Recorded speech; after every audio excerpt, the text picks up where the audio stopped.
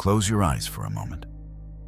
Imagine you stand in a stone corridor deep within a medieval palace, somewhere in Europe, sometime after midnight. The air is cold enough to see your breath, thick with the smell of melting wine and something else. Something acrid and strange that catches in your throat like smoke from burning herbs you cannot name. Through a heavy oak door ahead, you hear voices, low and urgent, speaking in a language that sounds like Latin, but twisted, syllables that seem to crawl rather than flow. You know what lies on the other side of that door.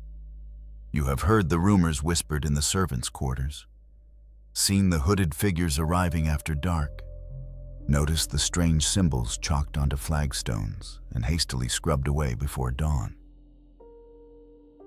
The king is inside, the man anointed with holy oil, crowned by archbishops, defender of the faith, chosen by God himself to rule over this realm. And he is not praying to God. This is not the history you were taught. When you think of medieval kings, you picture them kneeling in cathedrals, leading crusades, building churches to the glory of God. You imagine a world divided cleanly between Christian light and pagan darkness, where the church held absolute spiritual authority and monarchs ruled by divine right alone. That is the story the official histories tell, the version written by court historians and approved by bishops. But that version is a lie. Or at the very least, it is only half the truth. The reality is far stranger and far darker. The same kings who built Gothic cathedrals also built secret laboratories. The same queens who heard Mass every morning consulted astrologers every night. The monarchs who burned heretics and witches in public squares privately employed the very sorcerers they condemned. Divine right and dark magic were not opposites in the medieval mind. They were two sides of the same coin, two paths to the same destination, power over fate itself. Before we descend further into this hidden history, I want to ask something of you. If you believe these forgotten truths deserve to be remembered, if you think the shadows of history are worth exploring, take a moment now to like this video and subscribe to this channel. Your support keeps the candle burning in the darkness, allows us to continue opening these sealed chambers of the past.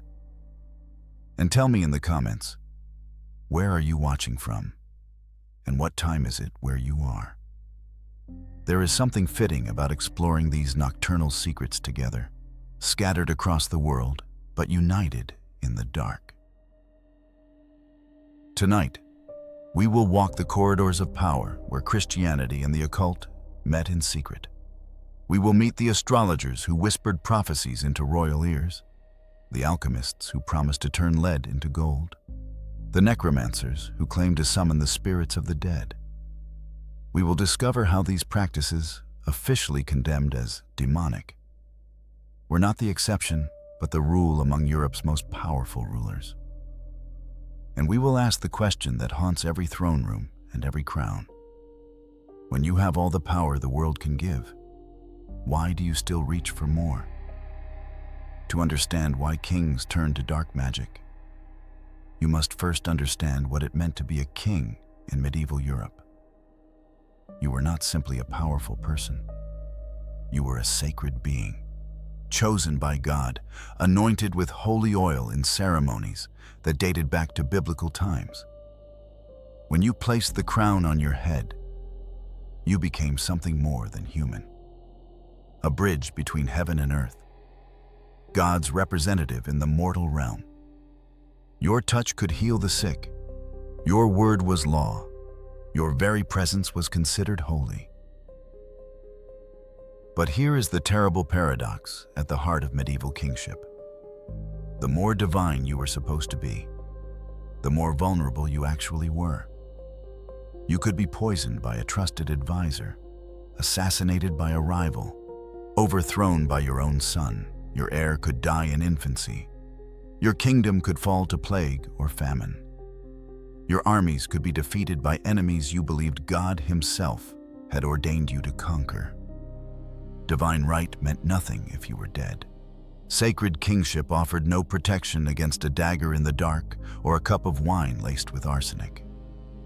This is where the forbidden knowledge entered. If God would not guarantee your safety, perhaps other powers would. If the church could not tell you which of your advisors plotted treason or which of your wives would bear a son, perhaps the stars could. If holy relics and prayers did not cure your illness or win your wars, perhaps ancient grimoires and summoning rituals would. The occult offered what Christianity promised, but did not always deliver: certainty, control, power over fate itself. And so they turned to the shadows. They did it carefully, secretly, always maintaining the public facade of Christian piety. They attended Mass in the morning and consulted astrologers at night. They funded the construction of cathedrals while collecting forbidden manuscripts in hidden libraries.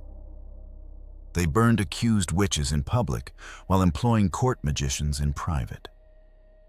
This was not hypocrisy in their minds. It was pragmatism. It was survival.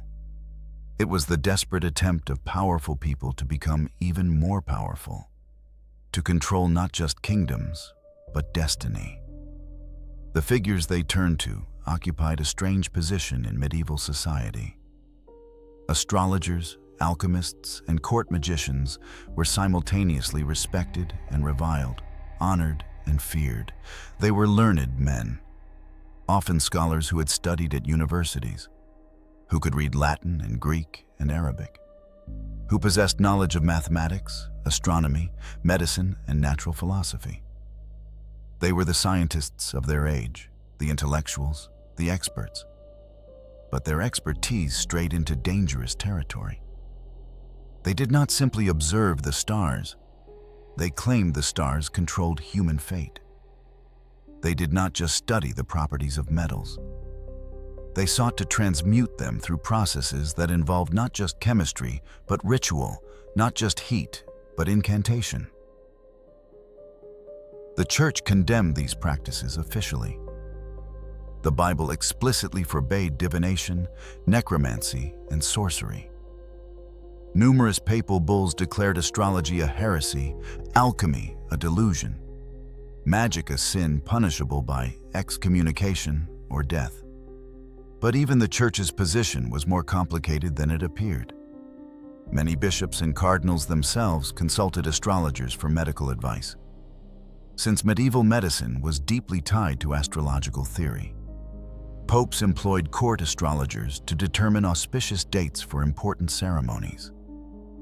The line between acceptable natural philosophy and forbidden occult knowledge was blurry, constantly shifting, defined more by political convenience than theological consistency.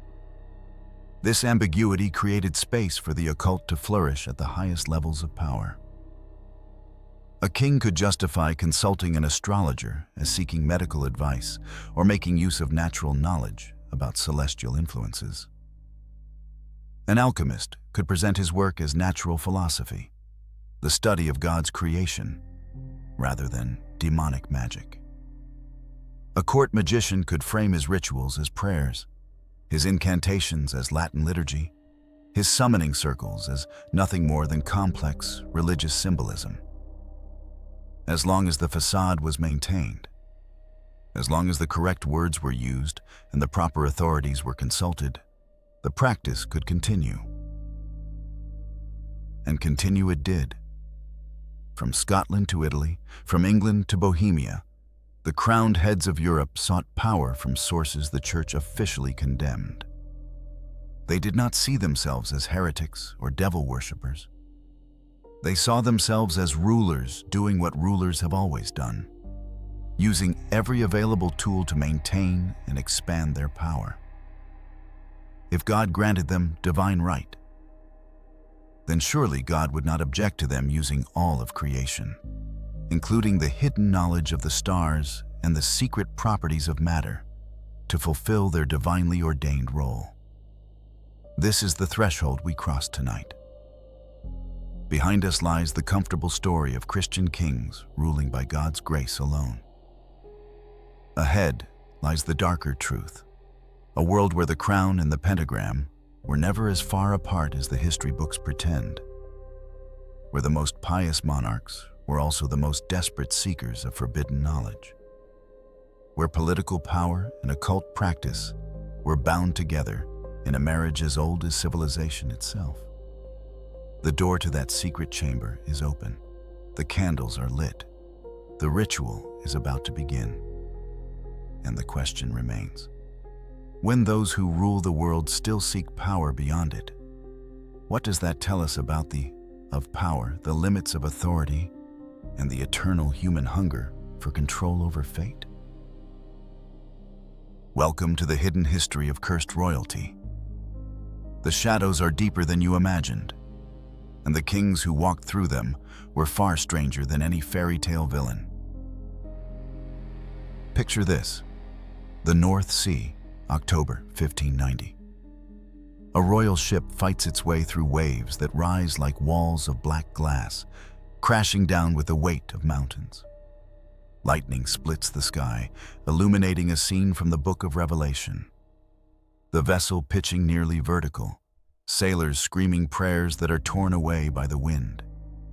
And in the royal cabin below deck, a young king clinging to his bed frame, convinced that he's about to die. Not from the storm itself, but from what he believes has caused it. Witchcraft. This is not a story about weather or bad luck or the dangers of medieval seafaring.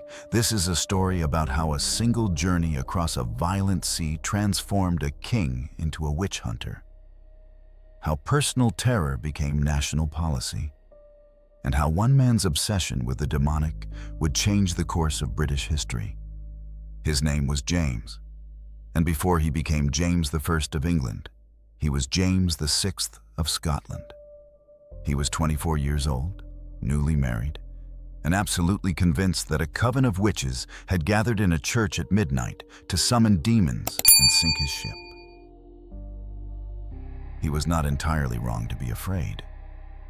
The storm was real, violent enough to force the royal fleet to turn back multiple times during the attempt to bring James's new bride, Anne of Denmark, to Scotland. Ships were damaged, sailors were lost, and the crossing that should have taken days stretched into weeks of repeated failures. In an age when weather was understood through the lens of supernatural forces, when storms could be interpreted as divine judgment or demonic interference, the persistent bad weather demanded an explanation. And in 16th century Scotland, there was always one explanation that satisfied: witchcraft. But James did not simply accept this explanation from others. He pursued it with the fervor of a man who had looked into the abyss and seen something staring back. When he finally landed in Denmark and retrieved his bride, when they finally made the dangerous crossing back to Scotland, James did not celebrate and move on. He became obsessed. He began attending witch trials personally, something virtually unheard of for a monarch.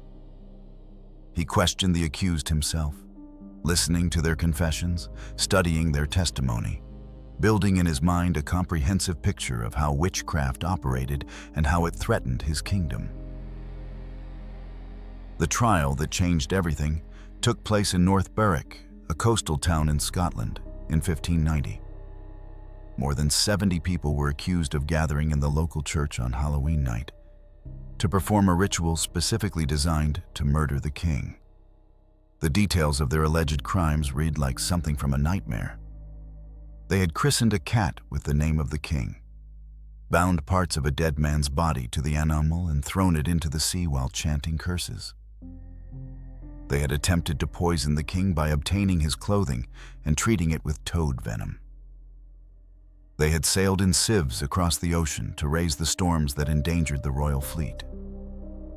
To our modern minds, these confessions sound absurd, the product of torture and leading questions and mass hysteria. But to James, they confirmed his worst fears. These were not random accusations or peasant superstitions. This was an organized conspiracy, a demonic plot specifically targeting him, the anointed King of Scotland. The witches had not simply cursed random victims or cast love spells or performed minor maleficia. They had attempted regicide through supernatural means. And if they had tried once, they would try again. The trials were brutal, even by the standards of the time. The accused were subjected to torture methods that would be illegal even in that savage age. Sleep deprivation that lasted days, thumb screws that crushed bones, the boots that shattered legs. Under this agony, they confessed to everything their interrogators wanted to hear. They named accomplices. They described meetings with the devil himself, who appeared sometimes as a man in black, sometimes as a beast. They provided elaborate details of rituals and spells and demonic pacts. And James listened to every word, taking notes, asking questions, building his understanding of the invisible war being waged against him. One woman in particular captured his attention. Her name was Agnes Sampson, a midwife and healer from a respectable family. She was not the typical target of witch accusations, not a marginal figure or a social outcast. She was educated, skilled, trusted by her community. When she was accused, she initially denied everything. But after torture that included having her head shaved, being bound with rope that cut into her flesh, and being denied sleep until she began hallucinating, she confessed. And her confession was extraordinary. She claimed that on Halloween night, she and 200 other witches had sailed in sieves to the church at North Berwick, where they had met the devil himself. She described how they had danced in the churchyard, how the devil had preached to them from the pulpit, how they had plotted the king's death through a series of elaborate rituals involving waxed dolls, stolen body parts, and invocations in languages she claimed not to understand. She provided details so specific, so vivid, that James became convinced he was hearing the truth. When she whispered something to him privately, something she claimed only he and his wife could know, his last doubts vanished. Witchcraft was real. The conspiracy was real. And he was its primary target. Agnes Sampson was strangled and burned. So were dozens of others. The North Berwick trials became the largest witch hunt in Scottish history up to that point, and James was present for much of it, learning, questioning, refining his understanding of the demonic threat. But he did not stop at prosecution. He became a scholar of witchcraft. In 1597, he published Demonology, a treatise on witchcraft, demons, and the methods by which they could be detected and destroyed. The book is remarkable not for its cruelty, though it is cruel, but for its intellectual rigor. James approaches witchcraft as a problem to be studied systematically, using logic and evidence and careful reasoning. He divides practitioners of magic into categories: necromancers who summon the dead, sorcerers who cast spells, and witches who have made explicit pacts with Satan. He explains how demons operate, how they can appear in human form, how they deceive their followers with false promises. He provides detailed instructions for identifying witches, conducting trials, and carrying out executions.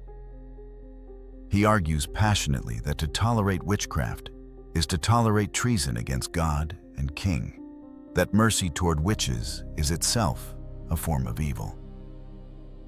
What makes demonology particularly chilling is that it is not the work of an ignorant fanatic. James was highly educated, fluent in Latin and Greek, well-read in theology and philosophy. He was considered one of the most learned monarchs in Europe.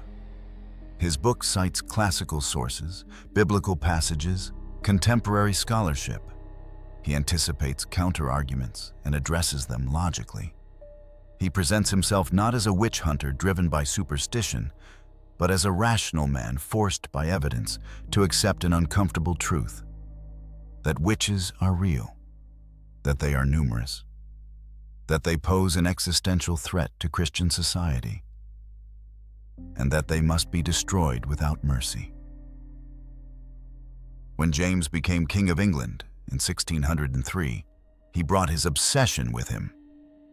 The English had been relatively moderate in their approach to witchcraft up to that point.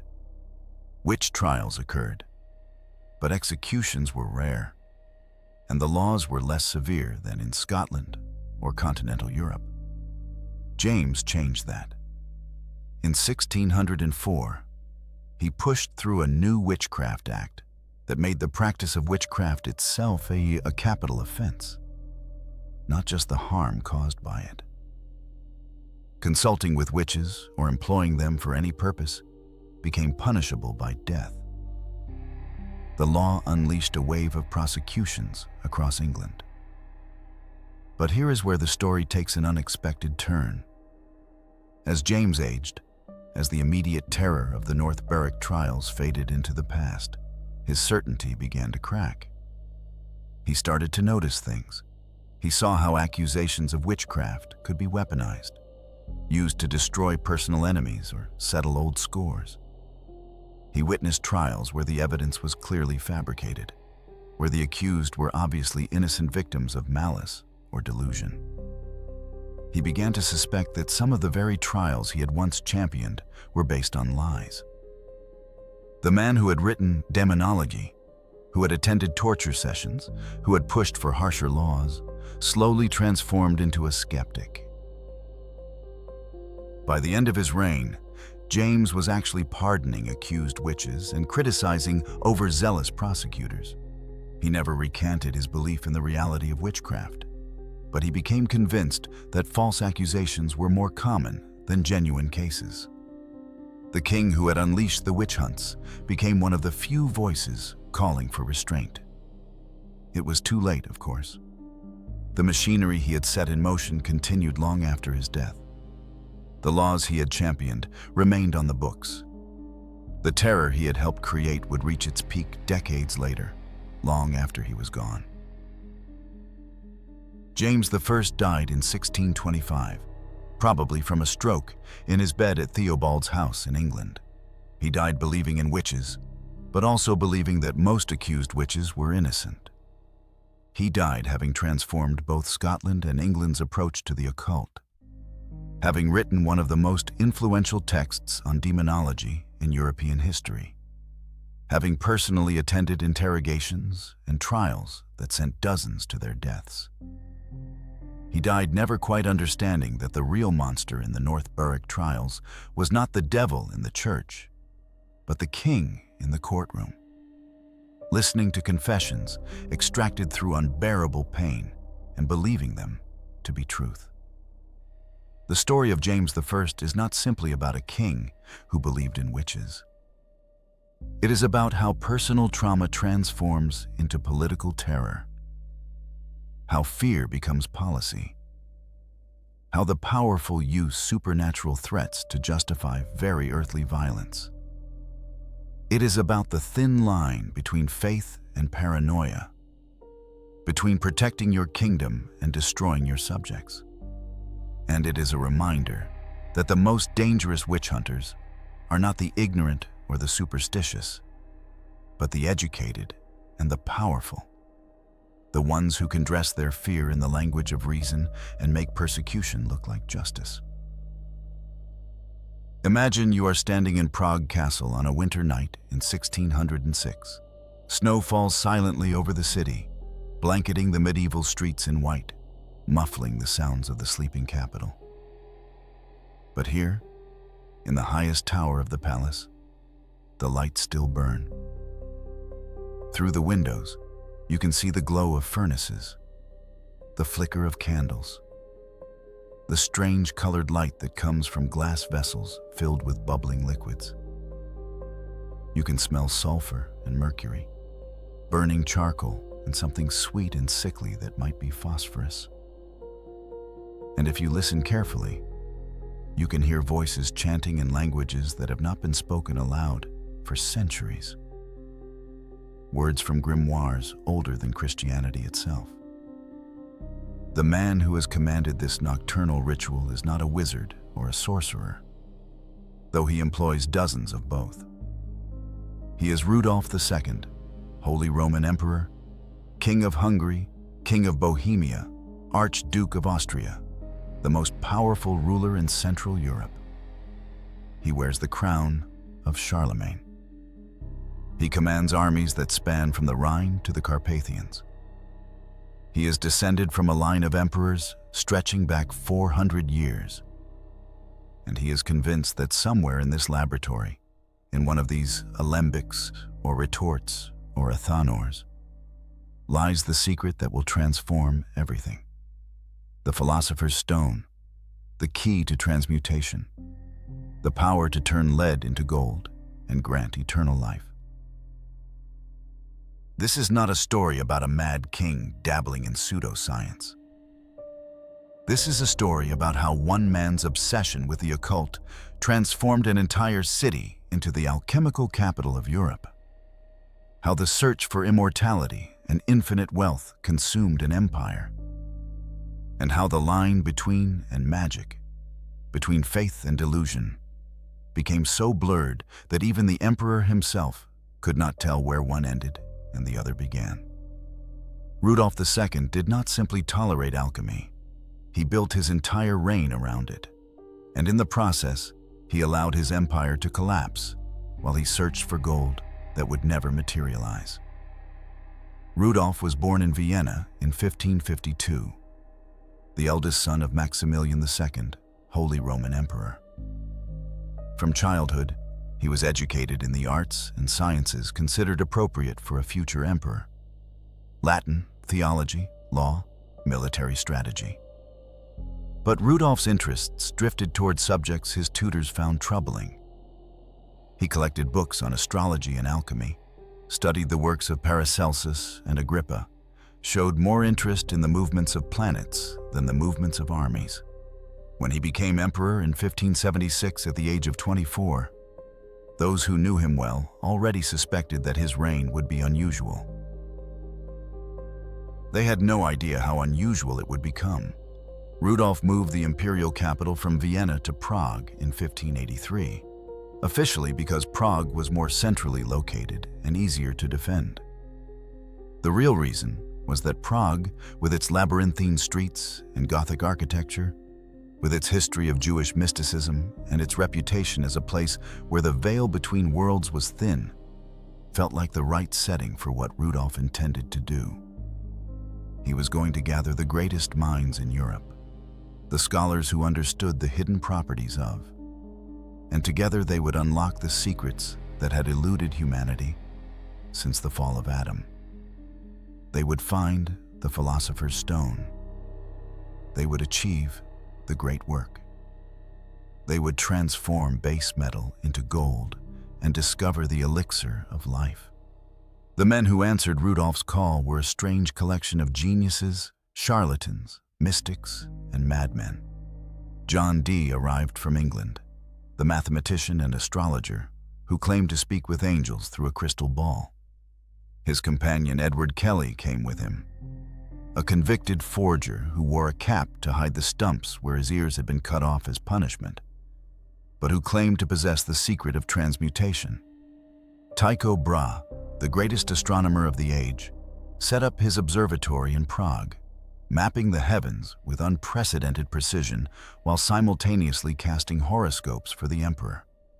Michael Mayer, physician and alchemist, conducted experiments in the palace laboratories while writing treatises on the symbolic meaning of alchemical processes. Rudolf gave them everything they asked for. He built laboratories equipped with the finest instruments money could buy. He funded expeditions to distant lands to acquire rare materials and exotic substances. He granted them positions at court, paid them generous salaries, protected them from the Inquisition and from rivals who accused them of fraud or heresy. He collected their writings in what became one of the greatest libraries of occult knowledge in Europe. Thousands of manuscripts on alchemy, astrology, Kabbalah, natural magic, Hermetic philosophy. Prague became a magnet for anyone interested in the hidden arts, a city where the impossible seemed possible, where emperors and mystics worked side by side in pursuit of transformation. The relationship between Rudolf and Edward Kelly exemplifies both the promise and the tragedy of the alchemical court. Kelly was a liar and a fraud, a man who had been pilloried and mutilated for counterfeiting.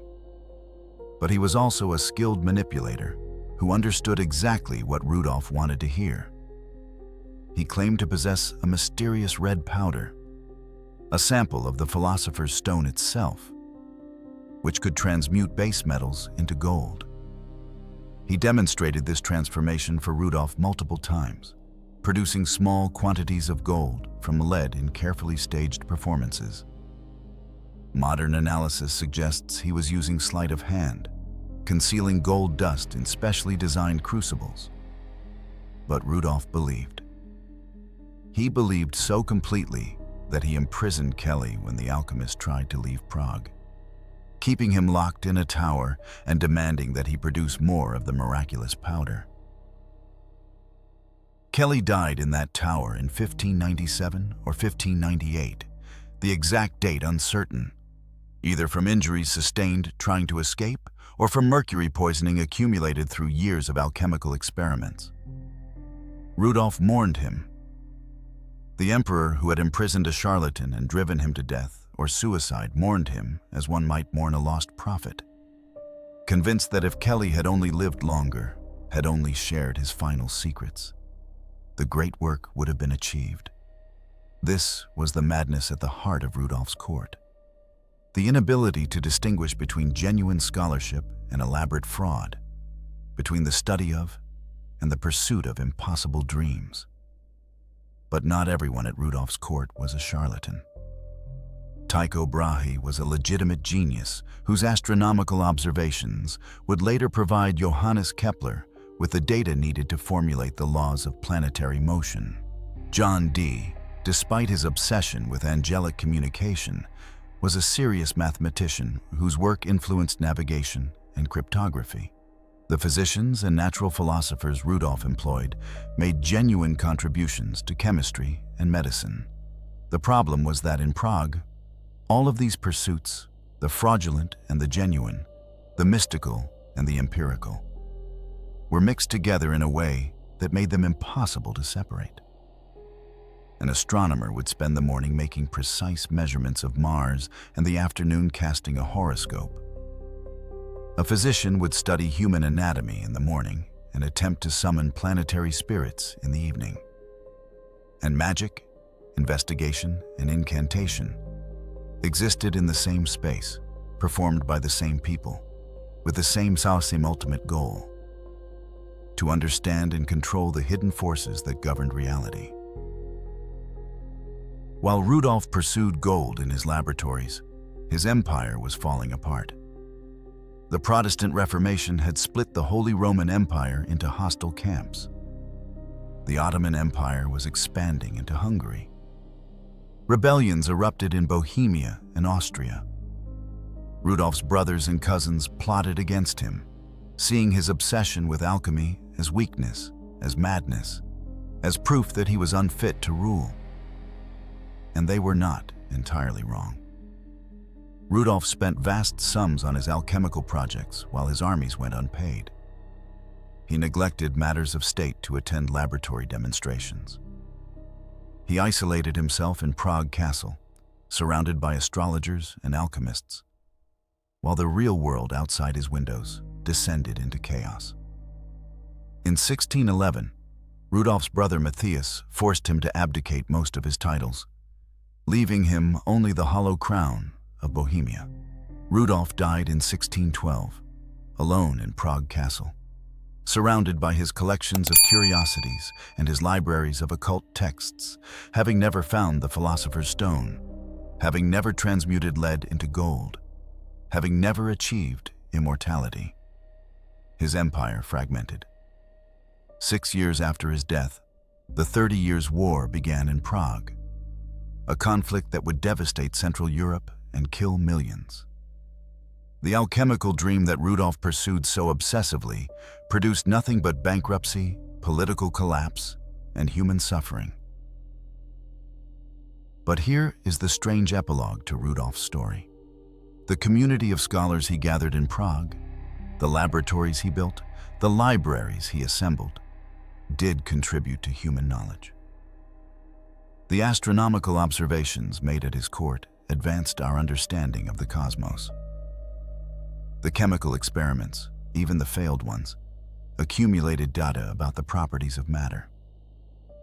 The manuscripts collected in his libraries preserved ancient knowledge that might otherwise have been lost. Rudolf's pursuit of the impossible created the conditions for genuine discovery, even if he never found what he was looking for. This is the paradox of the alchemical kings. They sought transformation and found only dissolution. They pursued immortality and received only death. They wanted gold and got only lead.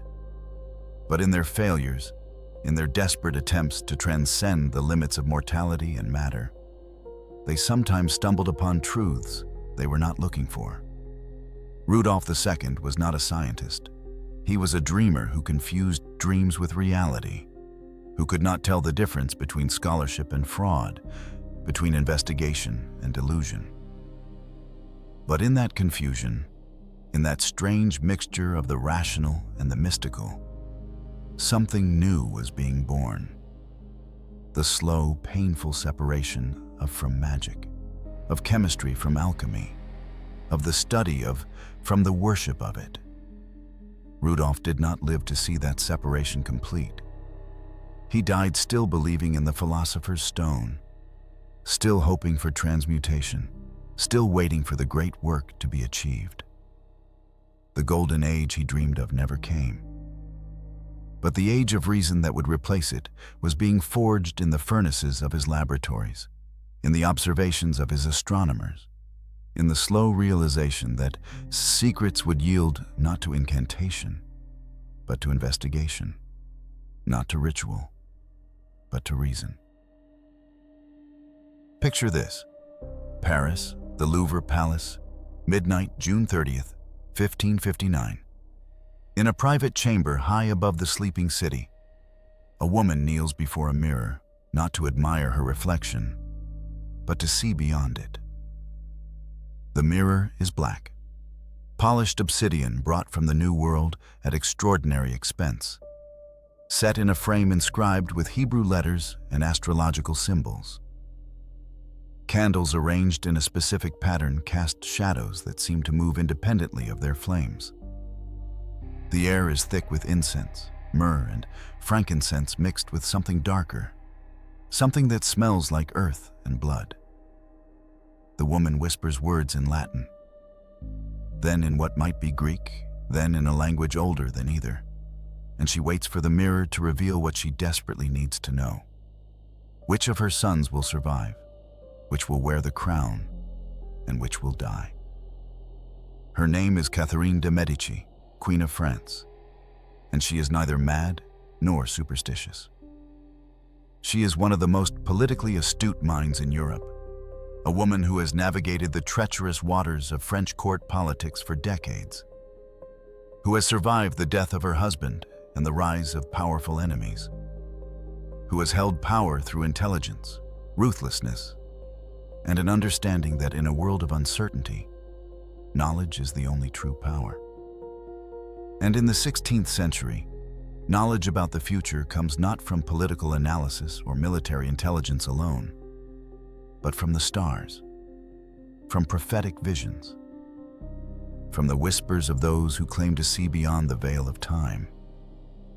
This is not superstition to Catherine. This is statecraft. This is survival.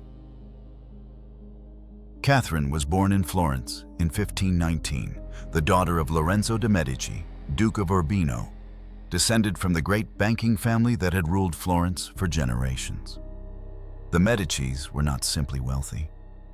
They were patrons of the Renaissance, sponsors of artists and philosophers, collectors of ancient knowledge. They had made Florence the intellectual capital of Italy, a place where Neoplatonic philosophy and Christian theology mixed freely, where scholars studied Hermetic texts alongside the Bible, where the boundaries between natural philosophy and magic were deliberately blurred. Catherine grew up in this world, educated by tutors who taught her Latin and Greek, astronomy and astrology, the properties of herbs and the influence of planets. She learned that power came not just from armies and alliances, but from understanding the hidden forces that shaped events. When she married Henry II of France in 1533 at the age of 14, she brought this Italian Renaissance worldview to the French court. For 10 years, her marriage produced no children, and the court whispered that she was cursed, barren, worthless. Catherine responded not with prayer alone, but with consultation. She sought out astrologers, physicians, and practitioners of natural magic. She used potions and talismans designed to increase fertility. She consulted with those who claimed knowledge of conception and birth, mixing medical advice with astrological timing and ritual practice. When she finally bore children, 10 of them in rapid succession, she credited not just God's mercy, but the wisdom of those who understood how celestial influences affected the human body. The man who would become her most famous advisor appeared in 1555. His name was Michel de Nostradamus, known to history as Nostradamus.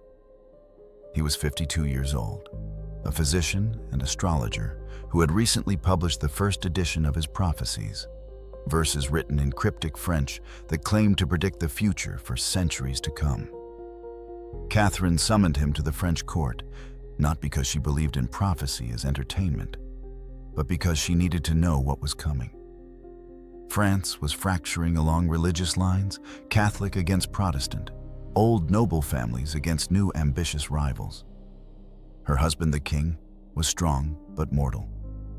Her children were young and vulnerable. She needed to see the pattern, to understand which alliances to make and which enemies to destroy. And Nostradamus claimed he could show her. Their first meeting took place in the royal apartments. Nostradamus cast horoscopes for Catherine's children, studying the positions of planets at their births, calculating the influences that would shape their lives. What he told her was both reassuring and terrifying. He predicted that all 3 of her sons would become kings. This was impossible by conventional succession, since only the eldest should inherit. But Nostradamus insisted all 3 would wear the crown. Catherine heard prophecy. History heard warning. Her sons would be kings because they would die young, one after another, the crown passing from brother to brother until the line failed completely. Catherine did not share these predictions publicly. She kept Nostradamus close, consulting him regularly on matters of state disguised as requests for medical advice or astrological readings. She had him create detailed horoscopes for foreign monarchs, trying to determine when they would die or face crisis. She asked him to calculate auspicious dates for treaties and weddings, for military campaigns and royal journeys, and she paid him handsomely, protecting him from accusations of sorcery by presenting him as a respectable physician and mathematician, not a fortune teller or magician. But Nostradamus was not Catherine's only source of occult knowledge. She employed a network of astrologers, alchemists, and practitioners of what was politely called natural magic. Cosimo Ruggieri, an Italian astrologer and magician, became one of her closest advisors, living in apartments near the palace, available at all hours for consultation. He cast horoscopes, created talismans, and allegedly performed rituals designed to protect Catherine and harm her enemies. Rumors spread that Ruggieri had created wax dolls of Catherine's rivals and melted them slowly over fires while speaking curses. Whether true or not, the rumors served a purpose.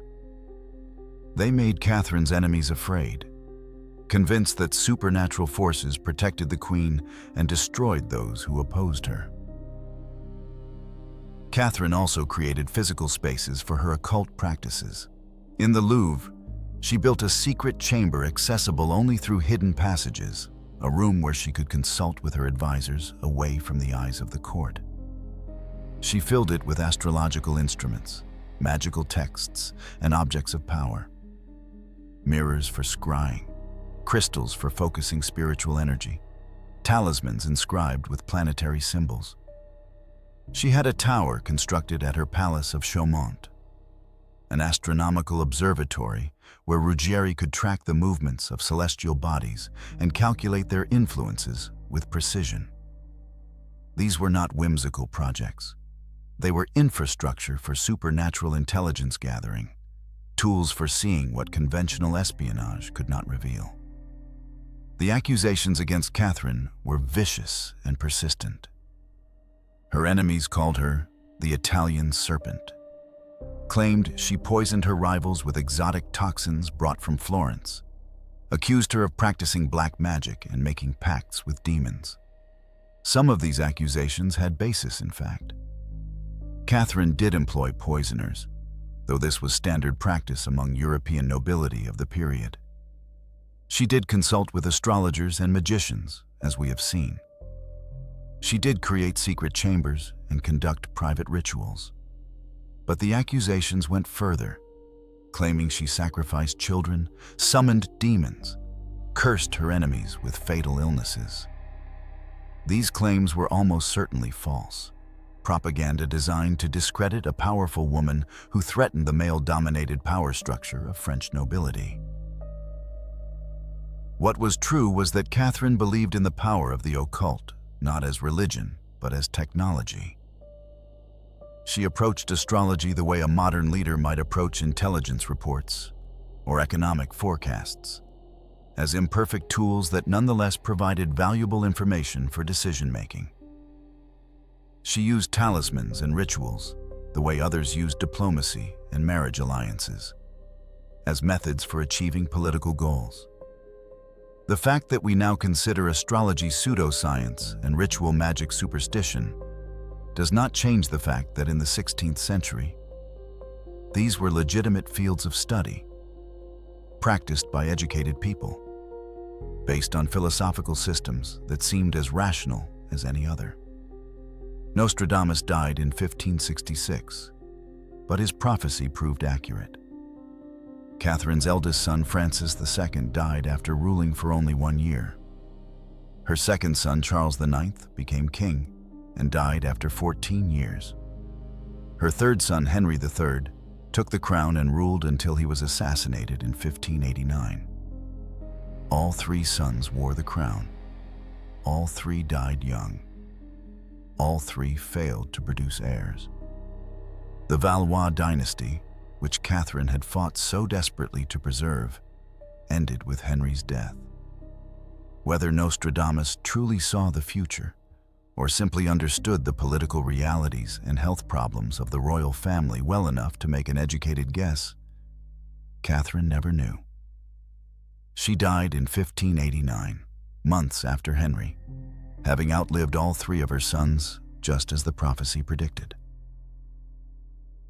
The legacy Catherine left was complex and contradictory. She was one of the most powerful women in European history, a skilled politician who held France together through decades of religious war. She was also a patron of the occult, a queen who mixed Christianity with astrology, prayer with ritual magic, conventional politics with supernatural belief. Her court became a model for how monarchy and the occult could coexist, how a ruler could attend Mass in the morning and consult with astrologers at night without seeing any contradiction. The shadow she cast over French history is long and dark. And whether you see her as a powerful woman navigating impossible circumstances, or as a manipulative schemer who used supernatural fear to control her enemies, depends largely on whether you believe the accusations her rivals made against her or the image she carefully constructed of herself. What cannot be denied is that Catherine understood something fundamental about power in the 16th century. That the future was uncertain, that death and disease and political upheaval could destroy the most carefully laid plans, and that those who claimed to see beyond the present moment, to glimpse the pattern of events before they unfolded, possessed a kind of power that rivaled armies and gold. She sought that power. She paid for it. She protected those who claimed to possess it. And in the end, whether their prophecies were genuine or their rituals effective, the mere belief that Catherine had access to supernatural knowledge made her more formidable than any woman who relied on conventional political tools alone. Imagine you are standing in a courtyard in Prague, dawn 1611. The sky is gray, the kind of gray that promises snow, but delivers only cold. In the center of the courtyard stands a wooden stake, and tied to that stake is a man who once walked the halls of palaces, who once whispered in the ears of emperors, who once claimed to possess secrets that could transform the world. His name does not matter anymore. History has forgotten most of their names. What matters is what he represents. The price of standing too close to power while claiming to command powers greater than kings. The executioner approaches with the torch. The crowd watches in silence. And the man who sought to transcend mortality burns. This is the hidden cost of the occult courts, the shadow side of the story we have been telling. For every alchemist who grew wealthy serving a king, there were a dozen who died in poverty or prison. For every astrologer who gained royal favor, there were scores who faced accusations of heresy or treason.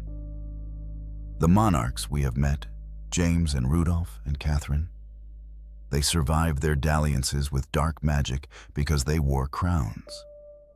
But the men and women who served them, who provided the rituals and prophecies and potions, they were expendable.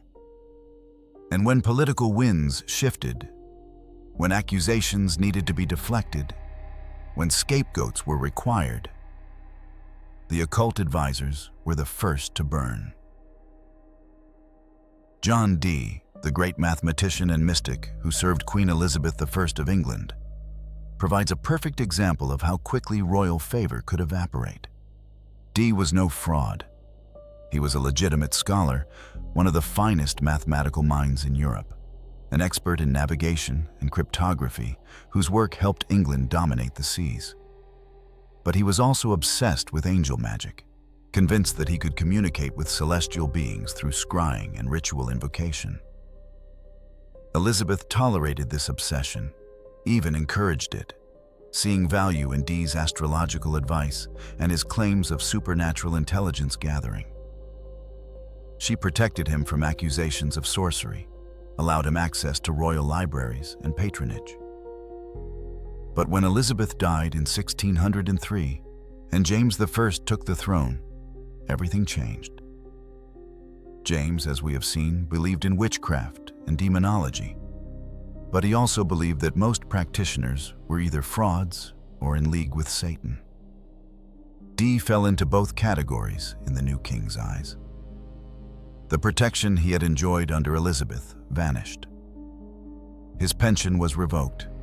His library, one of the greatest collections of occult and scientific texts in England, was scattered and partially destroyed by mobs who accused him of consorting with demons. Dee spent his final years in poverty, shunned by the court he had once advised, dependent on the charity of former students and friends.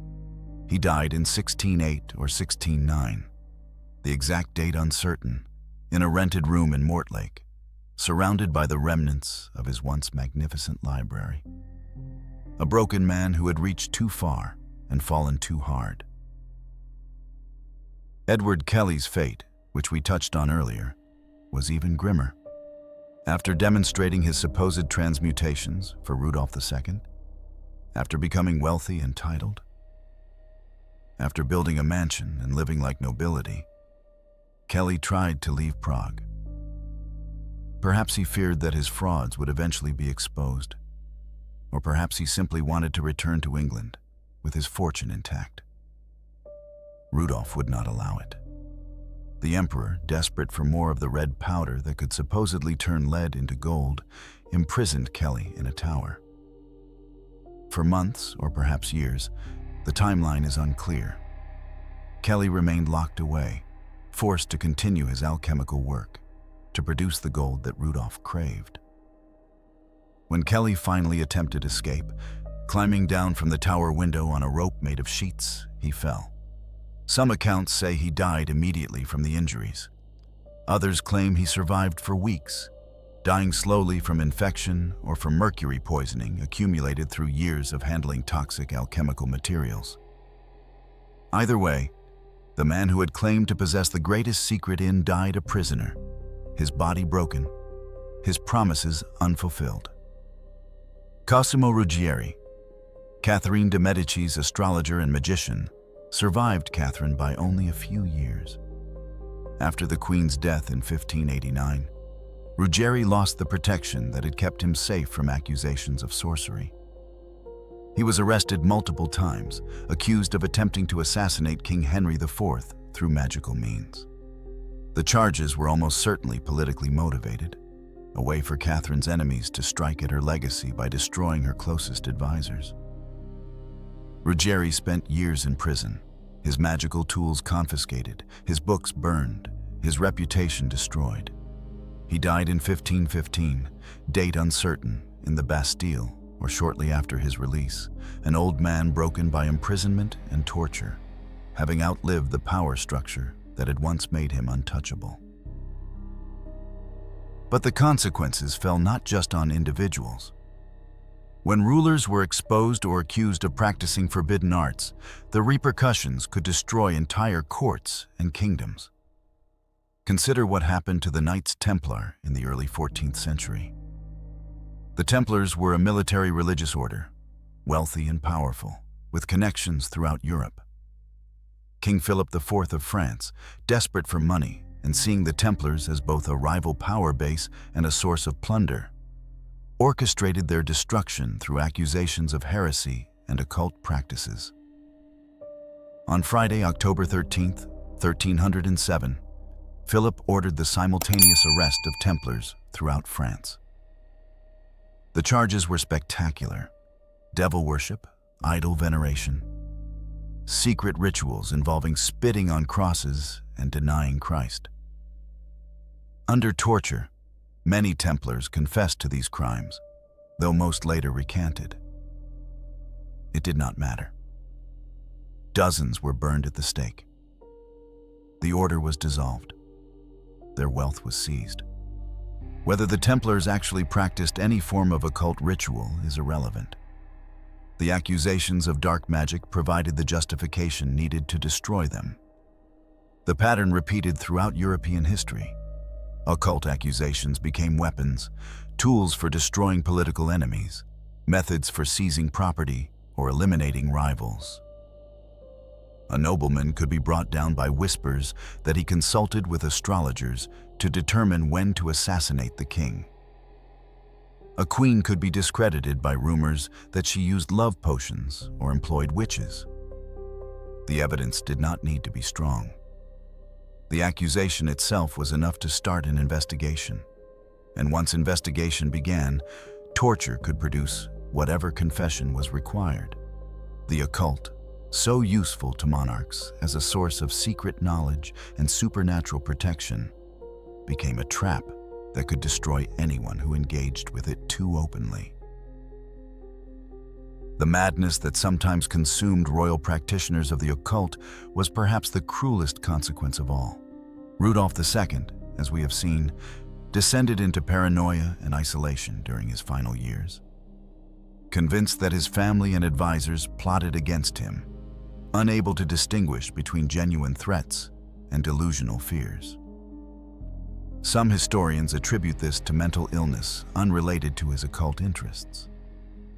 But others suggest that years of exposure to mercury and other toxic materials used in alchemical experiments may have caused or accelerated cognitive decline. Mercury poisoning produces symptoms that mimic madness: tremors, mood swings, paranoia, hallucinations, memory loss.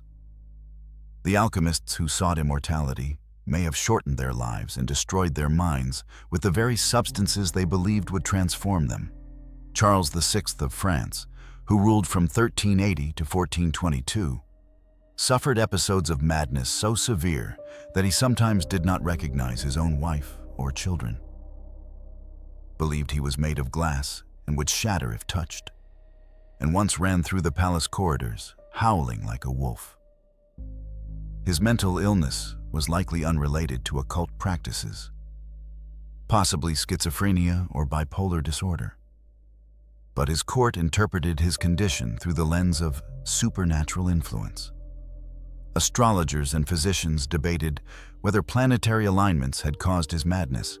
Magicians were consulted about curses and possessions. Exorcists attempted to drive out demons. The king's suffering became entangled with occult explanations, and those accused of causing his madness through magical means faced imprisonment or death. The line between medical condition and supernatural affliction did not exist in the medieval mind, and the consequences fell on anyone associated with magical practice. The Church's response to royal occultism was inconsistent and political. Officially, the Catholic Church condemned astrology, alchemy, and all forms of magic as heretical and demonic. Numerous papal bulls and theological treatises declared that seeking knowledge from sources other than God was sinful, that attempting to control fate through supernatural means demonstrated lack of faith in divine providence.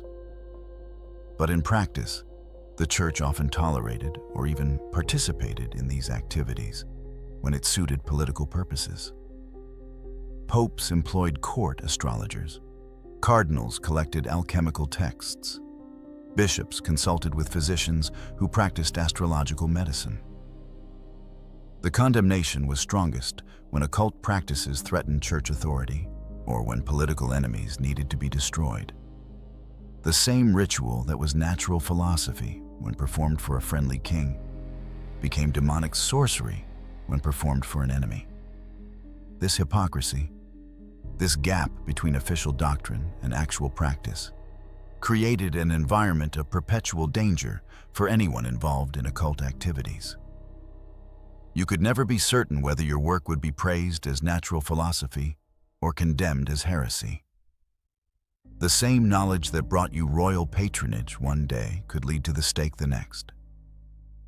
Survival required not just skill in your art, but political acumen, the ability to read shifting power dynamics, to know when to hide your books and when to flee in the night. Many did not possess this acumen. Many died for their knowledge, or for what they claimed was knowledge, burned or hanged or imprisoned until death, their life's work destroyed, their names erased from history or remembered only as cautionary tales. The price of forbidden knowledge was paid in blood and madness, in shattered lives and broken minds, in reputations destroyed and fortunes lost. The kings who sought supernatural power often survived, protected by their crowns and their ability to sacrifice others to save themselves. But those who provided that power, who claimed to see beyond the veil, who promised transformation and prophecy and control over fate, they paid the price. And the price was almost always too high. Let the darkness settle around you one final time. We have walked through the secret chambers of palaces, witnessed kings kneeling before alchemists, watched queens consult with astrologers in the dead of night. We have seen the crown and the pentagram meet in shadows, seen divine right and demonic pact become indistinguishable. But now we must ask the question that has haunted every throne room we have entered. Why? Why would those who possess unlimited earthly power still reach for forces beyond the natural world?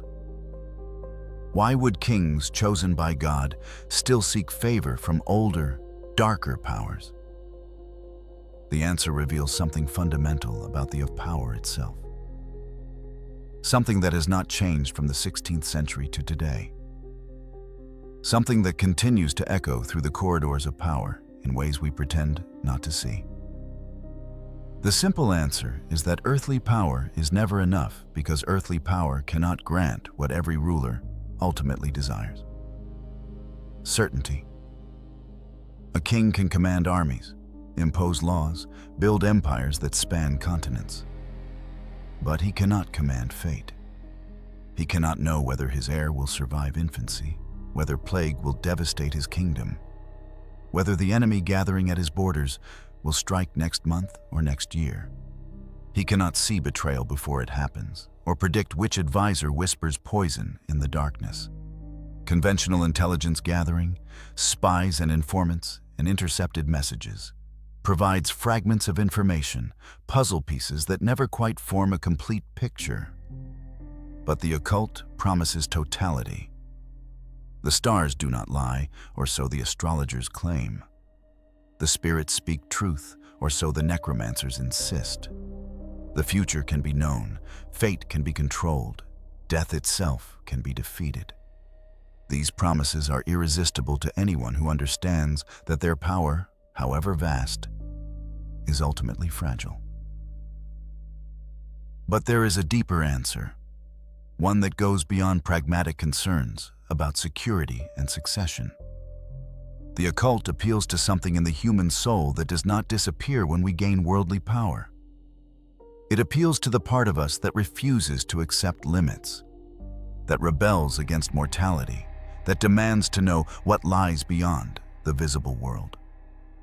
When you have everything the material world can offer, when you have exhausted the possibilities of conventional power, the only frontier left is the supernatural. This is why the wealthiest become obsessed with immortality research, why the most powerful seek esoteric knowledge, why those at the apex of human achievement still feel the pull towards something greater, darker, stranger. Power does not satisfy the hunger for transcendence. If anything, it intensifies it. When you control the world, you begin to wonder what controls the world, and whether you might control that as well.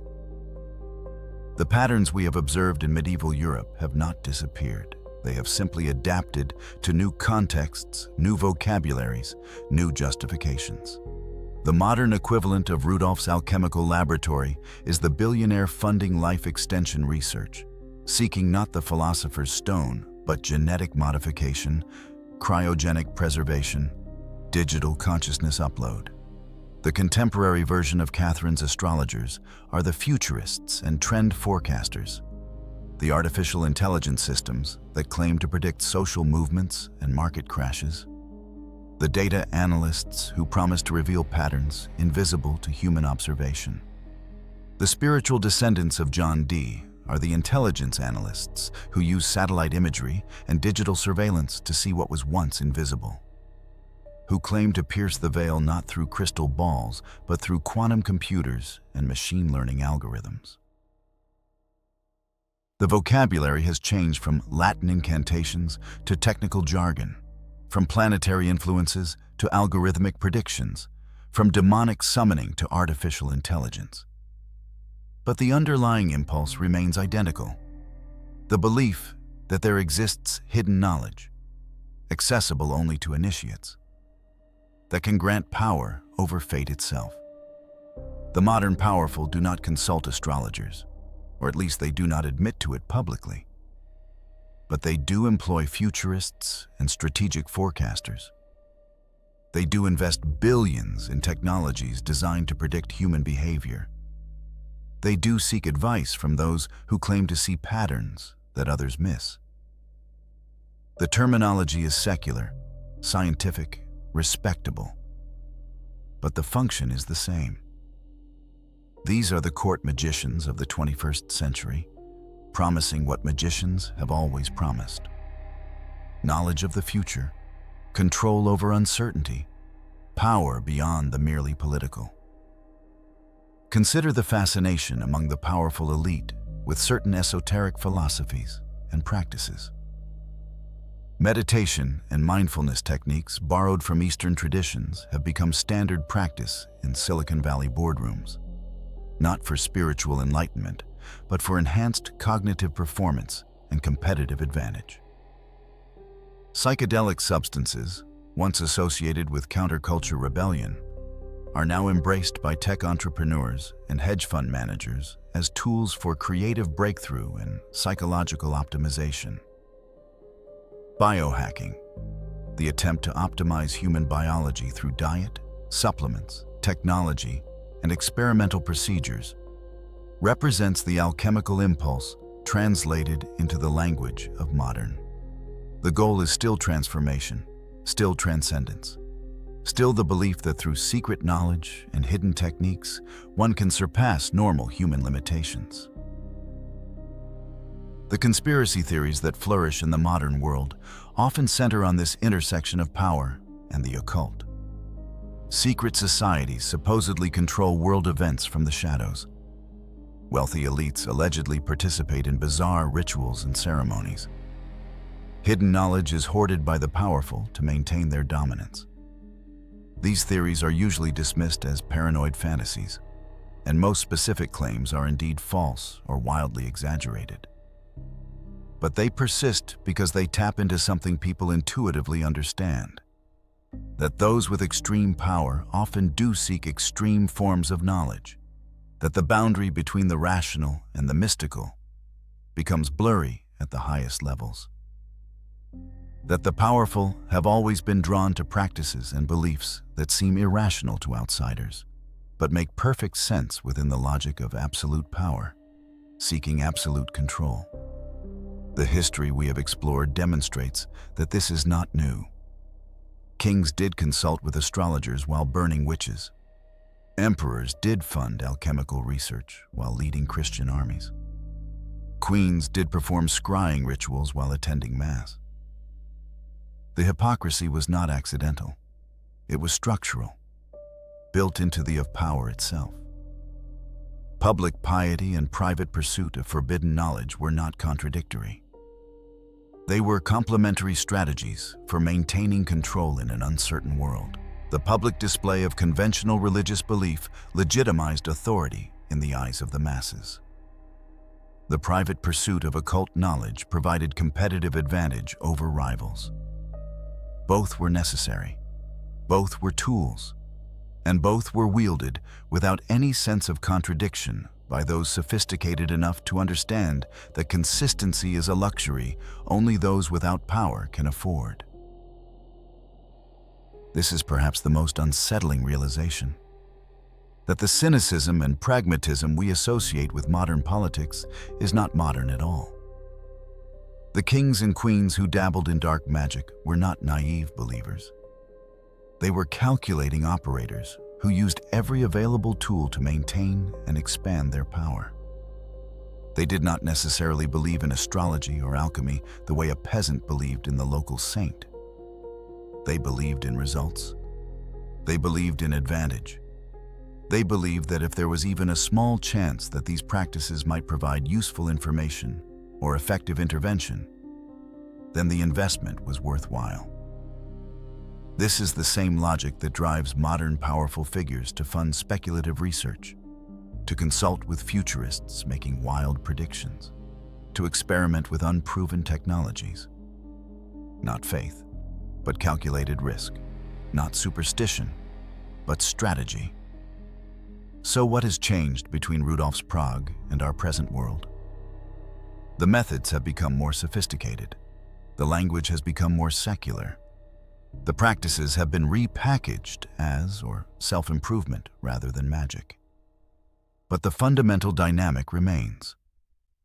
Those who possess great power still seek greater power, still refuse to accept the limits of mortality and uncertainty, still reach for forces that promise transcendence. The crown still seeks the shadows.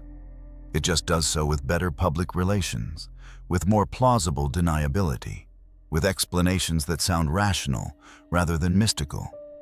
But strip away the modern terminology.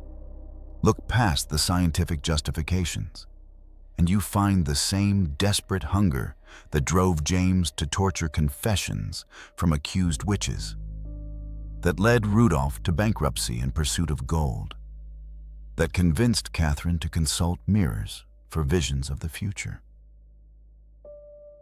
The question that remains is whether this hunger is tragedy or simply the human condition.